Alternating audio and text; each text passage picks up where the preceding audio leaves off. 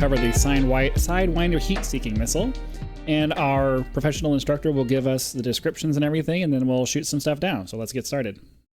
In this lesson, we'll learn about how to use the AIM-9L and M versions of the venerable Sidewinder short-range infrared guided air-to-air missile.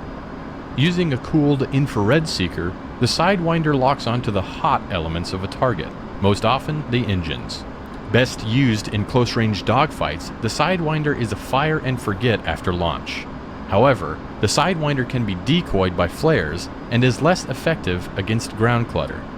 Today we're looking at the L and M versions. The AIM-9L, or Lima, entered production in 1977 and was the first all-aspect homing Sidewinder, meaning it could get a lock on a target at any aspect angle. However, a rear aspect provides much better detection. The Mike, or AIM-9M, is an improved version of the Lima with better flare rejection and a reduced smoke motor. In a later lesson, we'll take a look at the AIM-9X and the joint helmet-mounted cueing system. The Sidewinder can be used on both Boresight mode and slaved to a radar-locked target. I currently have the lesson paused as we discuss some of its features. To select a Sidewinder, press down on the weapon select switch, or press left, shift, and S. Do this now. Okay. When selected with no target locked on radar, the Sidewinder will be in Boresight mode. This is indicated by the single reticle on the HUD that indicates the seeker line of sight. Below on the HUD, you will notice the name of the weapon, 9M in this case, and the number of missiles remaining to the right. To employ a Sidewinder in this mode, fly your Hornet to place the reticle over a target and wait for the seeker tone to change to a higher pitch. This indicates the seeker sees and is tracking the target. You could then launch the missile by pulling the trigger or pressing the spacebar. To allow the seeker to self-track the target, press the cage-uncage button on your throttle or press C when you hear the lock tone. Once self-tracking, the seeker will automatically follow the target within its seeker field of regard. Before trying this though, let's first take a closer look at the AIM-9 format page on the left DDI. Press spacebar to continue. Okay, he's just talking about this right here, slinging 9M with 4 left. As with the AA gun, you have the remaining gun rounds and master arm indications. Along the wing form are indications for AIM-9 loading.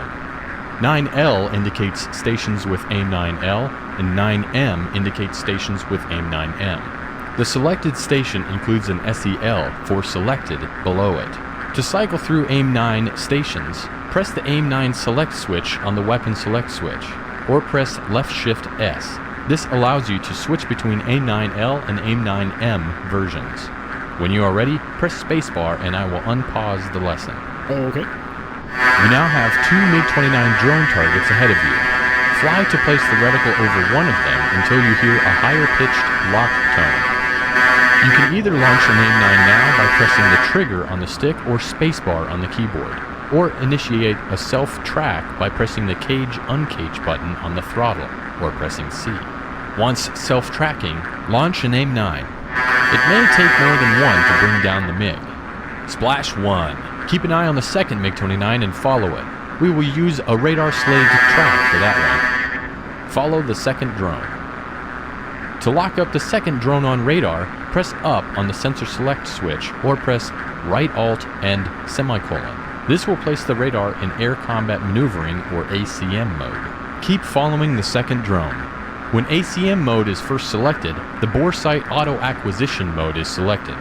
This is indicated by the dashed circle on the HUD. To lock up the target, fly to place the target within the dashed circle and have the target under 10 miles away. Fly to keep the target at about 1 mile to keep the radar locked. On the HUD is a large, solid circle that acts as both the AIM-9 allowable steering error circle and as the normalized in-range display, or NERD circle. Fly to keep the small steering dot inside the circle to give the missile the best chance of reaching the target. Along the outside of the circle are 2 triangle NERD indications. The one at the 6 o'clock position is the missile maximum range, also called RMAX, and the other is the missile minimum range, called RMIN. The line inscribing the circle indicates target range, and you want this between Rmax and Rmin to launch the missile. Also on the HUD is a box or diamond that indicates the line of sight to the locked target, and the smaller circle indicates the AIM-9 seeker line of sight. If you see a large X across the HUD and radar display, your range to the target is less than the minimum range indication. When the target is between Rmax and Rmin, the steering dot is inside the ASE circle, and the weapon is armed. The shoot cue will appear, and you can launch the missile by pulling the trigger on your... Nice job! You downed the second drone. Some final thoughts on using the AIM-9. First, the seeker can better track a target from behind than in front.